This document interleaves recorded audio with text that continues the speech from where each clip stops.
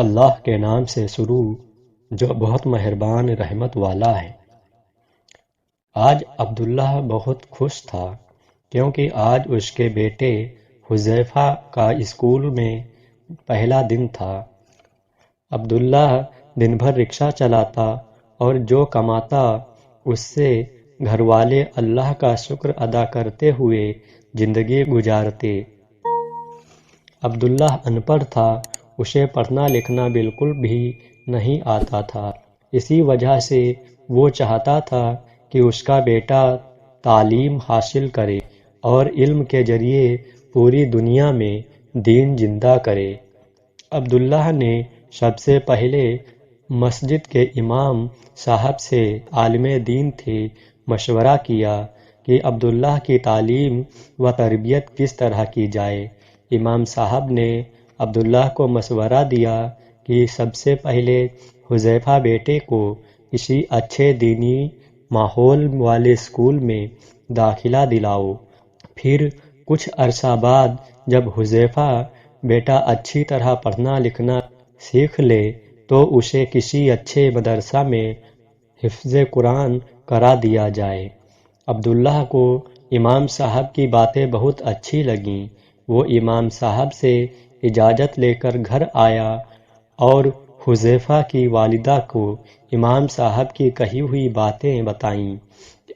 حذیفہ کی والدہ ایک سمجھدار خاتون تھیں، وہ بھی ان باتوں پر عمل کرنے کے لیے فوراً تیار ہو گئیں۔ عبداللہ گھر کے قریب موجود اسکول گیا اور حذیفہ کا داخلہ اسکول میں کروا دیا۔ آج حذیفہ کا اسکول جانے کا پہلا دن تھا۔ اسے لگ رہا تھا کہ عبداللہ کے گھر میں عید آ گئی۔ سب گھر والے خوش تھے کہ آج حذیفہ اسکول جائے گا۔ حذیفہ کو اسکول کی نئی وردی پہنائی گئی۔ امی نے جلدی سے لنچ باکس میں حذیفہ کا پسندیدہ کھانا رکھ دیا اور حذیفہ کو پیار سے سمجھایا کہ دیکھو بیٹا، جب کھانے کا وقفہ ہو تو ہاتھ دھو کر بسم اللہ پڑھ کر سیدھے ہاتھ سے کھانا اور اپنے ساتھیوں کو بھی کھلانا۔ حذیفہ میاں اپنے ابا جان کے رکشہ میں بیٹھ کر اسکول پہنچے، لیکن یہ کیا، جیسے ہی عبداللہ حذیفہ کو اسکول چھوڑ کر واپس آنے لگا، حذیفہ نے رونا شروع کر دیا اور اس زور سے رونا شروع کیا کہ عبداللہ کو اسے واپس گھر لانا پڑا۔ گھر آ کر عبداللہ نے حذیفہ کو بہت سمجھایا اور علم حاصل کرنے کے فضائل سنائے، لیکن حذیفہ میاں نہ مانے اور اسکول جانے کے لیے بالکل تیار نہ تھے۔ اب تو عبداللہ بہت پریشان ہوا اور حذیفہ کی والدہ سے مشورہ کیا۔ انہوں نے عبداللہ کو سمجھایا کہ بچہ ہے، کچھ دنوں میں سب ٹھیک ہو جائے گا، آپ اسے اس کے حال پر چھوڑ دیں اور اللہ سے دعا کریں۔ عبداللہ نے ایسا ہی کیا۔ وہ روزانہ ہر فرض نماز کے بعد حذیفہ کے لیے دعا کرتا۔ حذیفہ میاں اپنی مستی میں مگن تھے۔ وہ دن کو باہر نکلتے، دوستوں میں کھیلتے اور شام کو گھر آ کر کھانا کھا کر سو جاتے۔ ایک دن حذیفہ اپنی عادت کے مطابق شام کے وقت کھیل کے میدان میں پہنچے۔ وہ یہ دیکھ کر حیران رہ گئے کہ ان کا کوئی دوست بھی کھیلنے نہیں آیا۔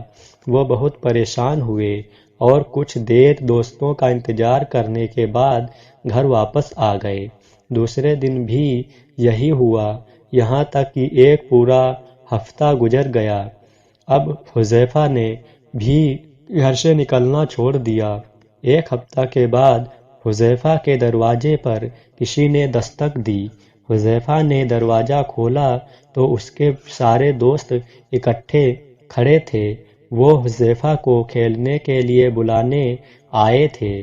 حذیفہ نے ان سے پورا ہفتہ غائب رہنے کی وجہ پوچھی تو انہوں نے بتایا کہ ہمارے اسکول میں امتحانات ہو رہے تھے، اس لیے ہم پڑھائی کر رہے تھے۔ اب ہمارے امتحان ختم ہو گئے ہیں تو ہم تمہیں کھیلنے کے لیے بلانے آئے ہیں۔ حذیفہ ان کی باتیں سن کر حیران رہ گیا۔ اس نے امتحان کا لفظ پہلی مرتبہ سنا تھا۔ اسے نہیں پتا تھا کہ امتحان کیا ہوتا ہے۔ دوستوں کے سامنے تو اس نے کچھ نہیں کہا، خاموشی سے ان کے ساتھ کھیلنے چلا گیا۔ لیکن جب شام کو وہ کھیل کر گھر واپس آیا تو رات کے کھانے پر اس نے عبداللہ سے پوچھا کہ ابو جان، یہ امتحان کیا ہوتا ہے؟ عبداللہ نے کہا کہ بیٹا، جو بچے اسکول میں پڑھتے ہیں ان کی پڑھائی کا سال گزرنے پر ان سے اس پڑھائی کے متعلق سوالات کیے جاتے ہیں اور دیکھا جاتا ہے کہ کس بچے نے اپنا سبق اچھی طرح یاد کیا ہے۔ سب سے اچھی طرح سبق یاد کرنے والے بچوں کو اچھے اچھے تحفے دیے جاتے ہیں اور گھر والے بھی خوش ہو کر ان کو انعامات دیتے ہیں۔ تحفوں اور انعامات کا سن کر حذیفہ کے منہ میں پانی آ گیا۔ اس نے اپنے ابو سے کہا، ابو، کیا مجھے بھی انعامات مل سکتے ہیں؟ عبداللہ نے کہا، کیوں نہیں؟ اگر تم اسکول جاؤ اور دل لگا کر پڑھو تو تمہیں بھی انعامات ملیں گے اور تمہارے امی ابو بھی خوش ہوں گے، اور جب کسی بچے سے اس کے امی ابو خوش ہوتے ہیں تو اس سے اللہ بھی خوش ہوتے ہیں اور ہر کام میں اس کی مدد کرتے ہیں۔ اب حذیفہ کو بہت افسوس ہوا کہ اس نے اپنے امی ابو کا دل دکھایا اور ان کی بات نہ مانی۔ اس نے اپنے امی ابو سے معافی مانگی اور ان سے وعدہ کیا کہ اب وہ ہمیشہ ان کی بات مانے گا اور کبھی بھی ان کی نافرمانی نہیں کرے گا۔ دوستوں، امی ابو ہمیشہ ہماری اچھائی ہی سوچتے ہیں۔ ان کی چاہت ہوتی ہے کہ ان کا بیٹا بیٹی دنیا و آخرت میں کامیاب ہو، اس لیے کبھی بھی ان کی نافرمانی نہیں کرنی چاہیے، اور اگر کسی بات پر امی ابو ناراض ہو جائیں تو فوراً معافی مانگنی چاہیے، کیونکہ جس سے اس کے امی ابو ناراض ہوتے ہیں اس سے اللہ بھی ناراض ہو جاتے ہیں۔